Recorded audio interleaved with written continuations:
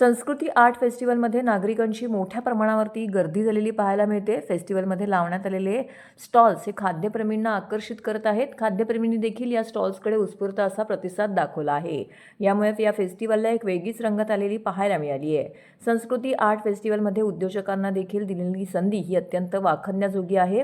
विविध ठिकाणी वेगवेगळ्या पद्धतीचे खाद्यपदार्थाचे स्टॉल्स या ठिकाणी लावण्यात आलेले आहेत। त्यामुळे विविध ठिकाणी आयोजित करण्यात आलेल्या विविध कार्यक्रमांमुळे लोकांच्या मनोरंजनासोबतच या ठिकाणी खाद्य संस्कृती देखील जोपासली जाते।